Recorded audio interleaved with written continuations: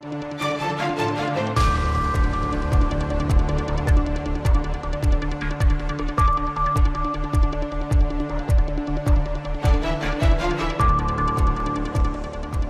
I'm Esther Gido-Ewart. It's Friday, October 7th. This is Africa 54.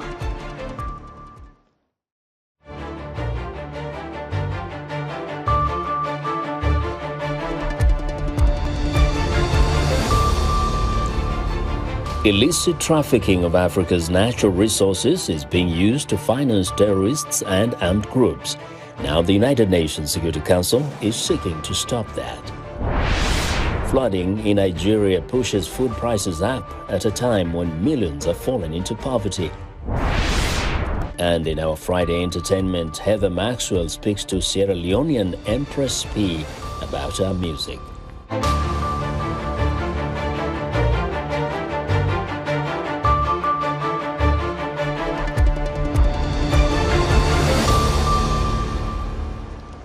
A UN panel of experts has told the United Nations Security Council that there is evidence illegal mining of Africa's mineral resources is being used to finance armed groups and rebel groups and terrorists as well. Paul Ndiho has more.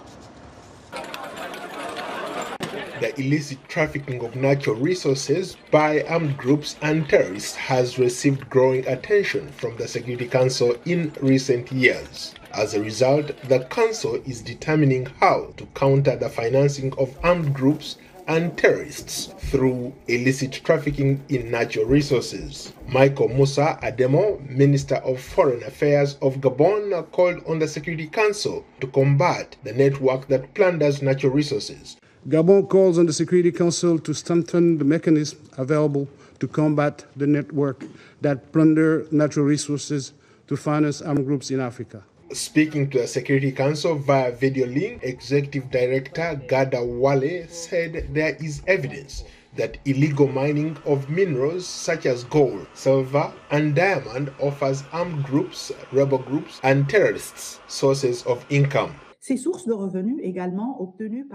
These sources of income, also obtained through extortion or the illegal imposition of taxes on populations, allow these groups to acquire weapons and all other commodities to perpetuate their control over territories and conflict zones. The panel observed that illegal trade in ivory alone generates 400 million in illicit income each year. The criminal exploitation stripes the people of Africa, a significant source of revenue. It also fuels conflicts and exacerbates instability. Bankole Adeoye, African Union Commissioner for Political Affairs, Peace and Security, also briefed the Security Council via video link. The African Union would also like to call for the enhancement of information exchange and collaboration and coordination in terrorist-related matters at national and regional levels. There's a need to have unified typology reports on money laundering and terrorism financing in our continent. The Africa Center for Strategic Studies, a US-based initiative, says there are more than 21 armed jihadists or terrorist group operating across the continent. Albert Ken Dapa, Minister for National Security of Ghana, says the illicit financing could not be viewed solely as an African precedent. Funds that are generated from the exploitation of the natural resources in Ghana could be used to finance terrorism in other parts of the world. Concerted efforts by all stakeholders within the international community is required. For that, we believe, is the surest path to deprive terrorist groups of the funds they so need to unleash terror on the world. Critics have questioned the United Nations Security Council's commitment to fight terrorism in Africa. But perhaps even more importantly, a recent spike in coups, especially in West Africa, undermines the fight against the financing, armed groups and terrorism, and the illicit trafficking of natural resources. Paul Ndiho, VOA News, Washington. African Union-led peace talks proposed for this weekend to try to end a two-year conflict in Ethiopia's northern Tigray region have been delayed for logistical reasons, according to two diplomatic sources. Ethiopia's government and rival Tigray regional forces said on Wednesday that they accepted the AU's invitation to talks in South Africa, which would be the first formal negotiations between the two sides since war broke out in November 2020. In Addis Ababa, people have mixed reactions to the new peace efforts. The two groups, the state and the who had, it is good to argue, to make agreement for the whole Africa and the whole Ethiopians. Ethiopian people and Tigray people are brothers and sisters, so they never fight again. They have no interest. The two people have no interest to fight each other. So the agreement will be good for the people. I'm very happy to hear about this situation because we need badly peace. We need peace.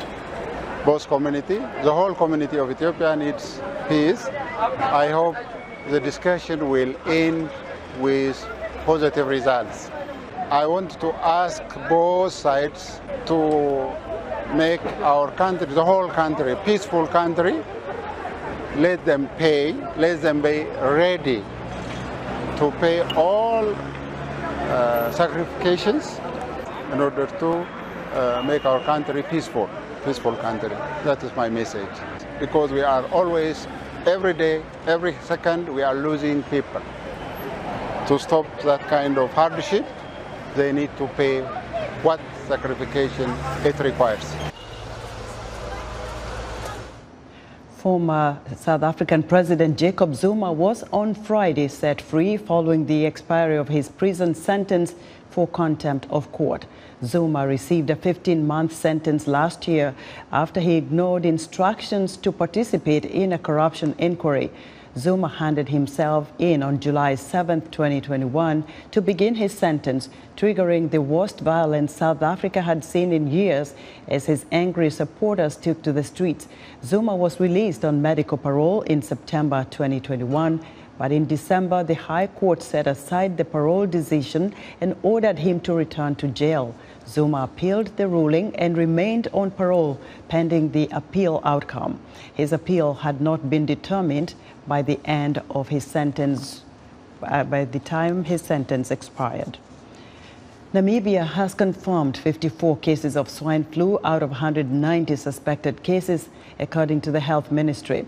H1N1 influenza, also known as swine flu, is an acute viral respiratory infection in humans, often characterized by fever, headache, and other flu-like symptoms. Confidence Musasiri has our report from Hague. Over 50 cases of the H1N1 virus have been reported in Namibia for the last 2 months.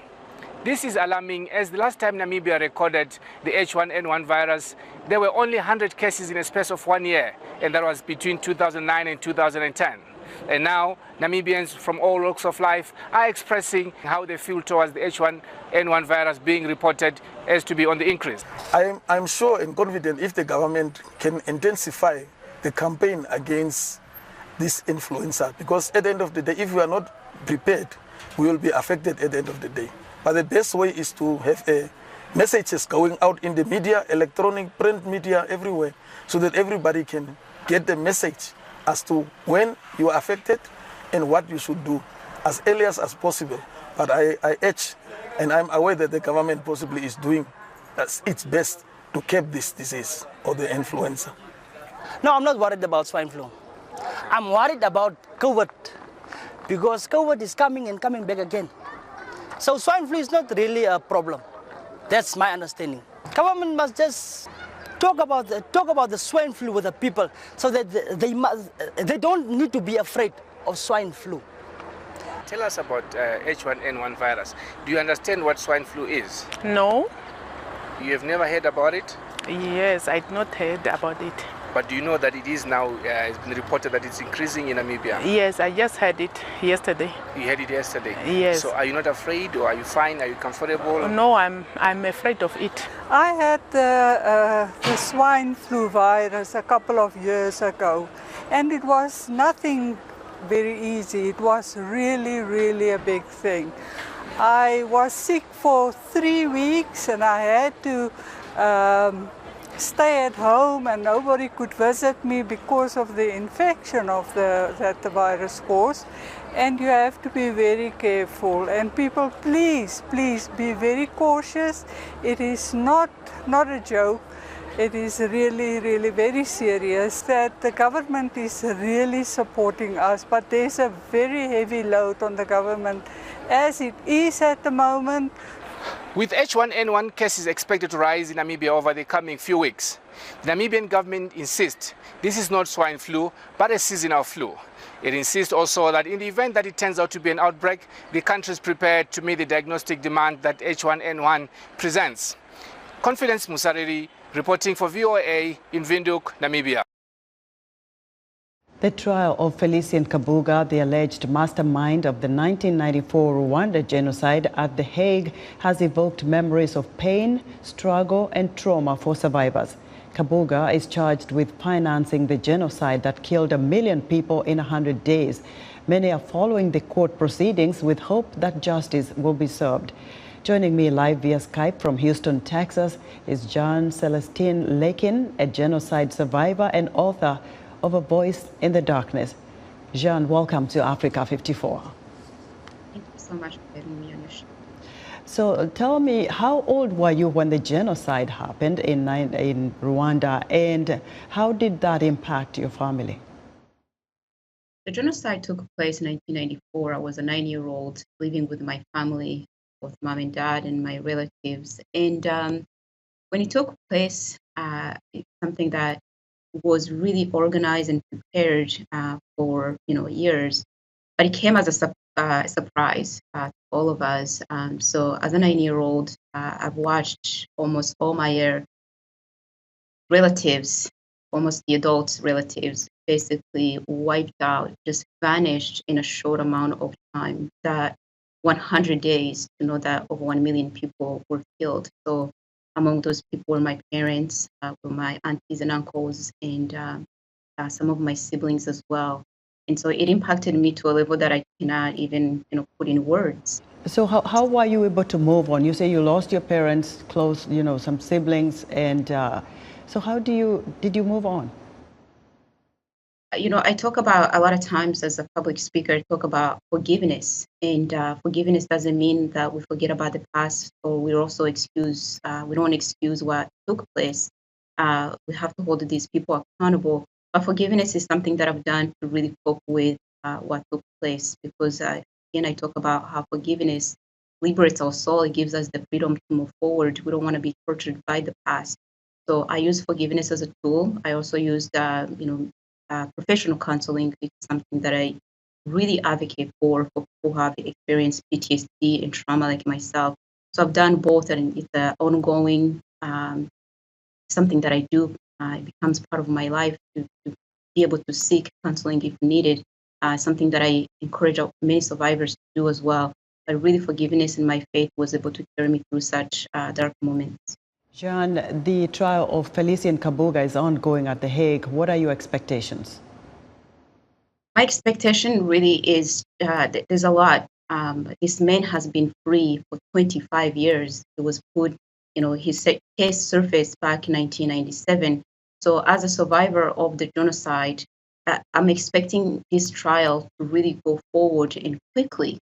Because after 25 years, this man living in different countries, changing his identity, there's something that in our hearts as survivors that hasn't rested, and that's justice. And so we cannot wait any longer. I'm hoping that they process this quickly, because he's 84 years old, potentially could be dead without even disclosing his ties with all those other people that he worked with. Jean, thank you so much for sharing your story. Jean Celestine Lekin is a Rwandan genocide survivor and author of A Voice in the Darkness. At least 500,000 Nigerians have been impacted by flooding this year. Farmers are worried that the rising waters will push food bills higher in a nation where millions have fallen into food poverty in the past 2 years. Louisa Nax has more. Tersudei is a farmer in Benue State, known as Nigeria's food basket. But now, like many other states in Nigeria, much of it is underwater. 29 of the country's 36 states have been hit by flooding, impacting at least 500,000 people, including Dei. My house is close to the riverbank, so when the flood came, the mud houses collapsed.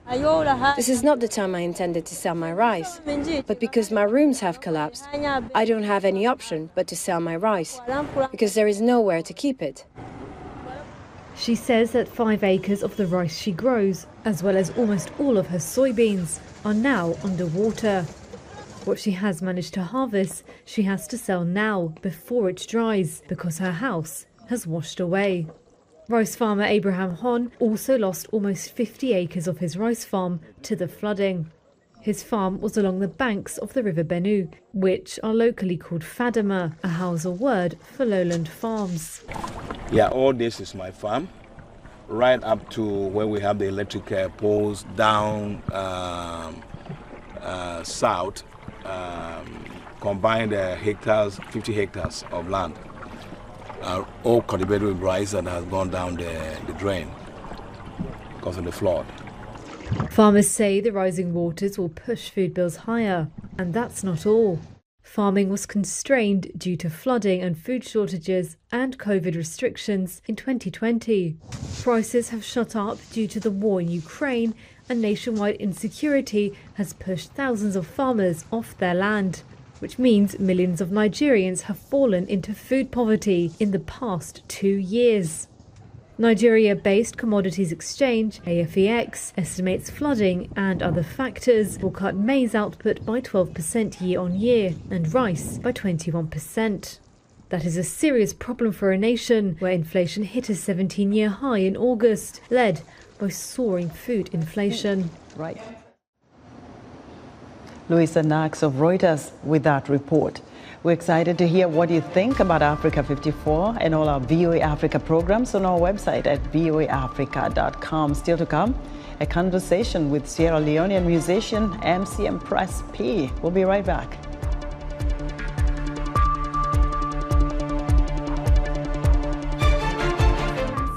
The most common cancer worldwide. However, research indicates that women of African descent are more likely to be diagnosed with breast cancer. Despite its higher mortality rates, breast cancer still does not receive enough attention from healthcare community in Africa. On this episode of Our Voices, we will hear from experts about the need for early detection and latest technologies and innovations that help with treatments. Join the conversation each week right here on Our Voices. In other African news, the Biden administration will begin redirecting U.S.-bound travelers who had been to Uganda within the previous 21 days to 5 major American airports to be screened for Ebola, as public health officials sent an alert to healthcare workers. The Centers for Disease Control and Prevention issued an alert to healthcare workers to raise awareness about the outbreak. Kenya's Safaricom launched its mobile network in Ethiopia Thursday, becoming the first private operator in one of Africa's largest telecom markets. State-owned Ethio Telecom has until now enjoyed a monopoly in Ethiopia. Safaricom Ethiopia switched on its network and services in the capital, Addis Ababa, on Thursday, following the network pilots in 10 cities. India said it is testing samples of cough syrups produced by local manufacturer Maiden Pharmaceuticals for export after the World Health Organization said its products were linked to the deaths of 66 children in Gambia. The deaths could deal a major blow to India's image as a pharmacy of the world. The WHO this week said laboratory analysis of 4 Maiden products used to make the baby cough syrup had confirmed unacceptable amounts of ethylene glycol and ethylene glycol, which can be toxic and lead to acute kidney injury. Sarah Minkara, President Joe Biden's special advisor on international disability rights, says her blindness has become a big part of who she is. She says it shaped her purpose, her career, and her path, and how she sees the world. Minkara's remarks come as she plans a visit to Nigeria ahead of the West African country's general elections next year. VOA's Peter Clotty spoke to Minkara via Microsoft Teams ahead of the trip. So we're headed to Nigeria next week. It's going to be actually my first official trip to Africa. And the reason why we chose Nigeria is for many different reasons. But one of them, as you mentioned, is there's the upcoming elections in February. And how do we ensure and how do we make sure that the voices of persons with disabilities is heard across the political process when it comes to election? How do we make sure not only voting is accessible, but also people with disabilities are able to politically participate, run for political office, their voices are heard across the board? So that is a big part of why our trip, we set forward our first country trip to Africa to be Nigeria. And beyond that as well, Nigeria is the largest economy in the African continent. So there's so much power in terms of us really having this conversation around promoting disability inclusive democracy. And there's really great organizations like IFA, Inclusive Friends Association, that focuses on the inclusivity of persons with disabilities in the political process in Nigeria. So we want to kind of continue supporting that effort and other efforts when it comes to disability inclusive democracy. Well, talk to me about the importance of creating economic opportunities for persons with disabilities in Nigeria, especially when you noted that Nigeria, as is widely known, has the largest economy on the continent. Yeah.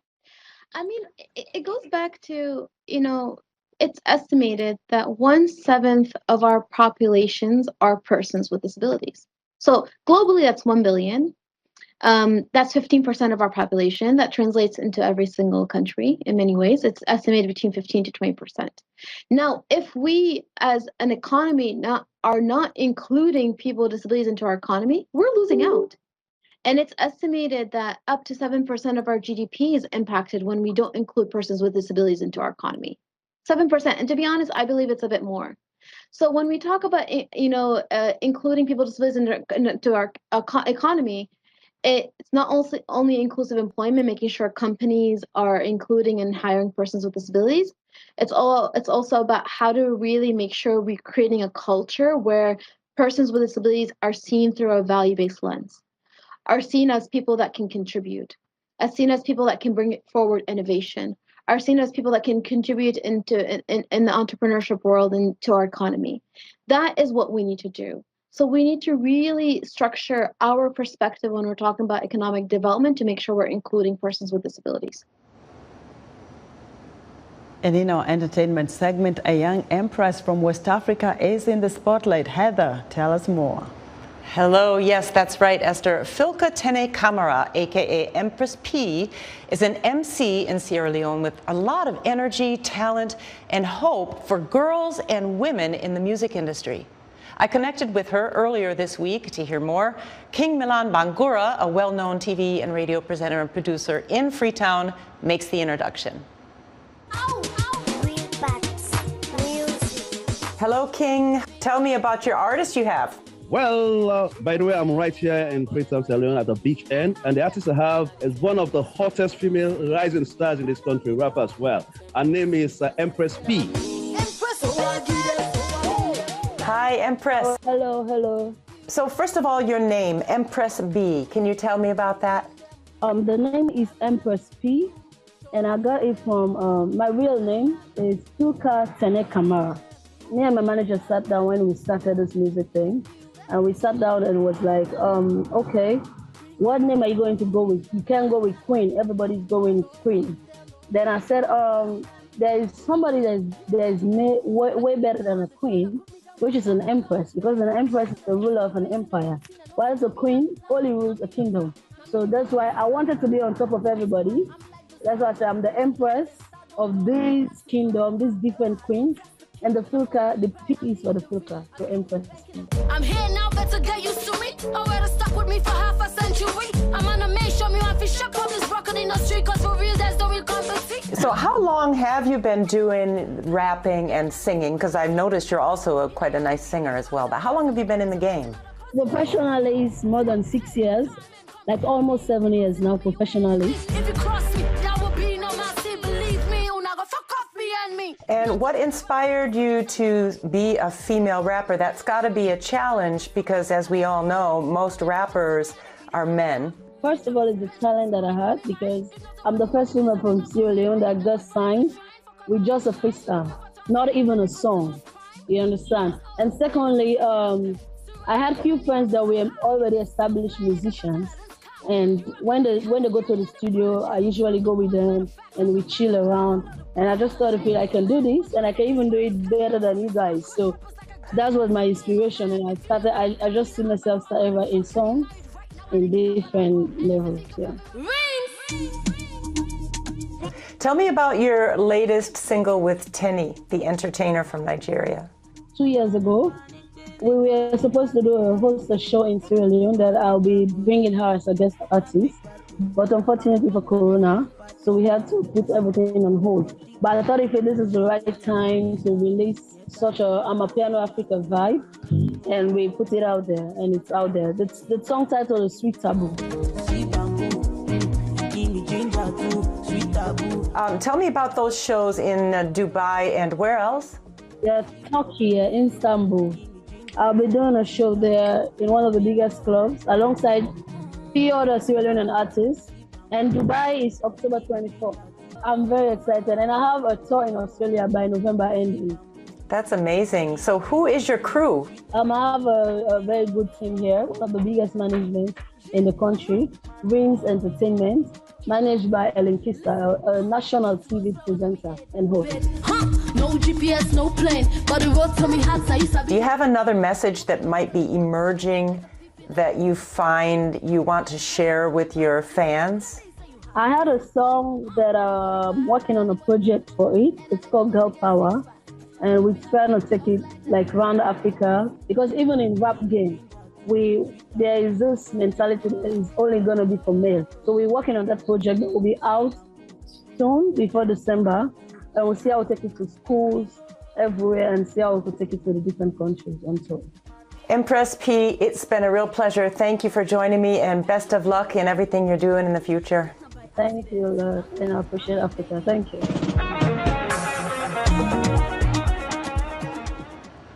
And that's our entertainment for today. Enjoy your weekend, everyone. Back to you, Esther.